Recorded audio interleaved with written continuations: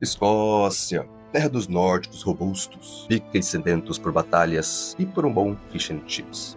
Com ruínas de castelos dignos de Game of Thrones, mas sem seus dragões, ainda bem.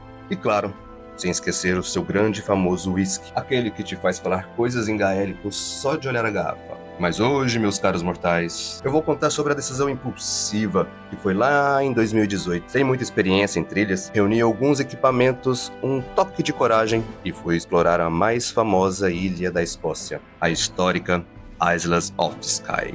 Ali, pesquisando sobre a ilha, vi algumas fotos do Loch Corruisk, um imenso lago perdido no meio das montanhas, que só é possível chegar a pé ou de barco. Em outras palavras, um lugar perfeito para explorar. Na época, eu morava em Oban, uma vila pequena e charmosa. Oban, assim como várias vilas em Highlands, funciona como um portal vivo da Escócia, dos vestígios mesolíticos a tribos celtas, das batalhas sangrentas dos clãs medievais ao boom da pesca e da destilaria de whisky, da base estratégica militar que ali um dia já foi a um vibrante polo cultural contemporâneo. Aqui, cada viela de pedra, cada barco ancorado, cada maré que entra pela baia traz à tona um capítulo dessa história em constante evolução, um elo pulsante entre um passado ancestral e as aventuras que ainda estão por vir. Bem, ali estava eu. O plano original era muito bom. Pegar um trem até Fort William, onde fica a magnífica montanha Ben Nevis. Já estive no topo dessa montanha. Comente aí se você quer conhecer essa história. Depois de Fort Williams, embarquei em outro trem que atravessa a ponte de Glenfionn, aquela mesma que aparece nos filmes de Harry Potter.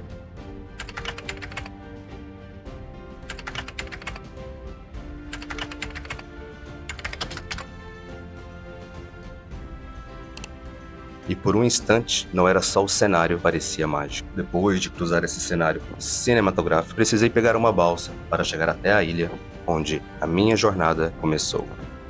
Minha primeira parada foi no castelo de Armandale. Ali foi a antiga casa do clã Donald, que era conhecido e respeitado na região. Depois da batalha de Culloden, o clã foi derrotado, o castelo foi abandonado e hoje restam apenas ruínas no meio de um jardim encantador. Mas ainda é possível sentir o ambiente sombrio e pesado, porque ali viveram bravos guerreiros. Fui seguindo pela estrada, sabendo que não chegaria na trilha nesse dia. Encontrei umas árvores decentes pelo caminho e resolvi montar acampamento do jeito que pude. E fiz uma fogueira para fingir que sabia o que estava fazendo. No dia seguinte, com minhas energias renovadas, pé na estrada, consegui arrumar uma carona e o cara me deixou num ponto inicial da trilha. Hi, I go to the park next to the Baymore. E meus amigos, logo no começo da trilha, eu avistei um cenário com um contraste que eu nunca havia visto antes. O mar se estendia pelo horizonte, uma praia isolada e montanhas com seus picos nevados ao fundo, e um pequeno rio que corria até a praia. Mesmo com todo o frio da região, tirei as botas e me conectei com a natureza. Ali da praia, meu plano era avançar para o norte, acompanhando o leito do rio, seguindo um mapa impresso em minhas anotações rabiscadas. Sabia que deveria cruzar o rio em algum momento, mas depois de algum tempo, percebi que o meu trajeto não batia com o que eu imaginava. Percebi que voltar para procurar o caminho seria o pior. Acabei então seguindo e encontrei uma área de camping. Fiquei por lá. E eu aqui pensando que trilha era só seguir setas coloridas no meio do mato. Mas descobri que na verdade trilha é segurar a barra, é torcer para a chuva não vir mesmo estando preparado, é estar atento a cada passo e ao mesmo tempo contemplar, sentir, agradecer e viver cada paisagem que encontramos pelo caminho. O Loch Corruisk, meu amigo, ainda não seria dessa vez. Mas a história ainda não acabou. Voltei a Islas of Skye meses depois, já no finalzinho de outono, todo empolgado com um plano infalível: atravessar a ilha a pé, sem prestar atenção às condições climáticas. Puro erro de novato. Acabei passando 3 noites em um hostel, tentando não congelar as orelhas, esperando o tempo melhorar. Que na Escócia pode significar que amanheceu sem neblina por 15 minutos. A Islas of Skye nasceu das antigas rochas marinhas, mas há cerca de 55 milhões de anos, enormes bolsões de magmas decidiram que a ilha precisava de um upgrade cinematográfico. Assim, surgiram as montanhas negras e vermelhas de Cullen. No norte, o fluxo da lava criou colunas impressionantes. Depois, glaciares passaram por ali e esculpiram vales e lagos, dando esse ar de paisagem épica que vemos hoje. Ali, depois de 3 dias no hostel, decidi encarar o frio, vento forte e partir. A trilha começou bem, o caminho leve e marcado, cruzando colinas que pareciam pequenas almofadas de neve. Cada subida revelava vistas de parar o trânsito, ou no meu caso, de parar o fôlego. A água escorria das colinas formando lagos minúsculos, pareciam tanques naturais de peixe.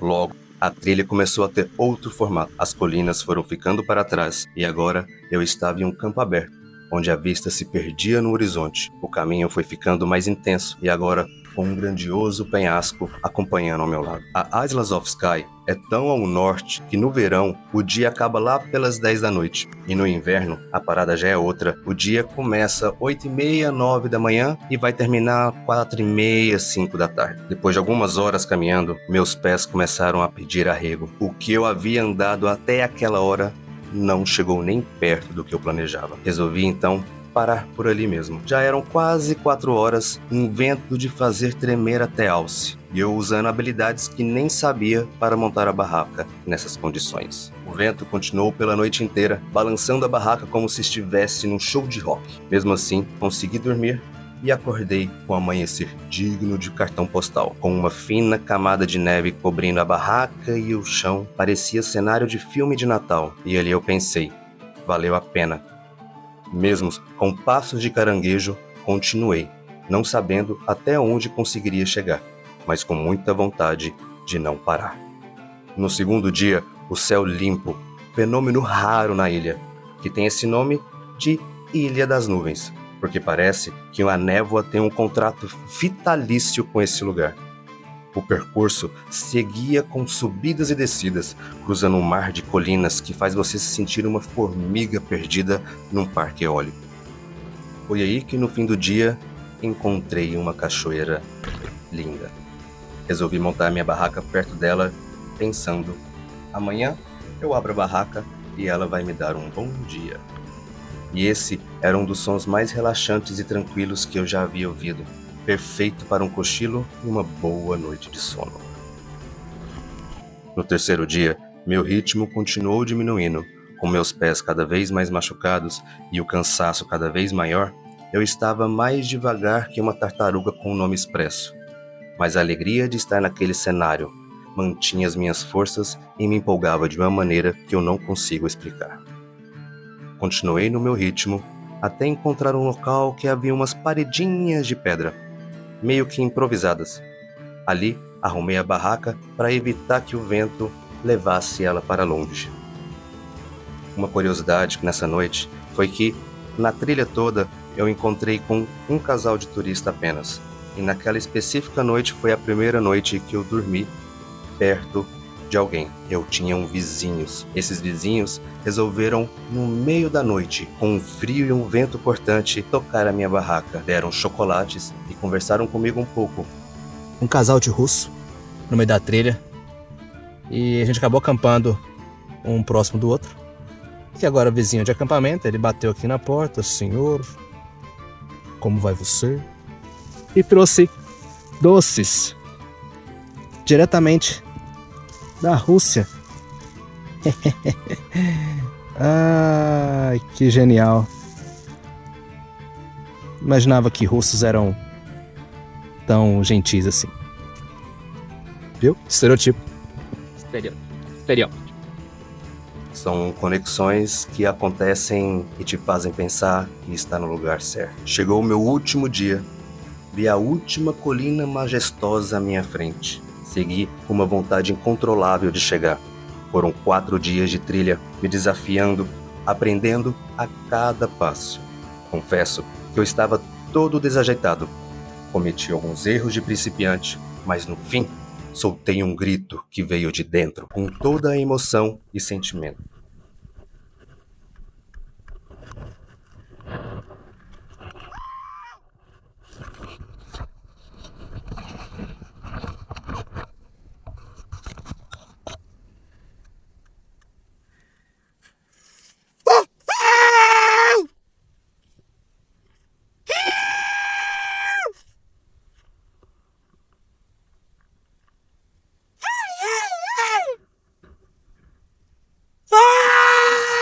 ter vencido, por ter acreditado em mim e por ter sentido algo tão impactante em minha vida. Aquele momento é para poucos. Todo o esforço valeu a pena. Só que eu mal sabia que a descida seria outro desafio. O solo estava escorregadio pela neve e a ladeira era tão íngreme que parecia uma rampa de skate. Tive ali uma crise existencial.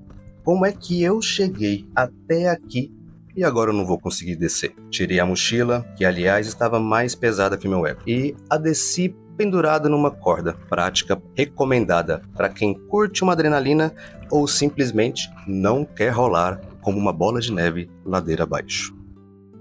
Quando vi o Old Man Store surgir na minha frente, percebi que ele sempre esteve ali, esperando. E pensei, os gigantes realmente caminharam por aqui. Esse trajeto para eles deve ter sido só um passo entre as colinas. Essa jornada foi mais que uma trilha, foi uma batalha de superação. Mesmo não atravessando a ilha inteira e não conhecendo o Loch Coruisk, sentir a dificuldade e continuar foi o que tornou tudo épico. Bem, meus queridos, para quem tenha chegado até aqui, esse foi o meu fiasco. Quer dizer, a minha aventura na Isles of Skye. Se você se divertiu ou sentiu vontade de sair correndo para fazer uma aventura, curta, compartilha e se inscreva no canal, porque eu prometo que a próxima trilha vai ser menos desastrosa. Muito obrigado e até a próxima.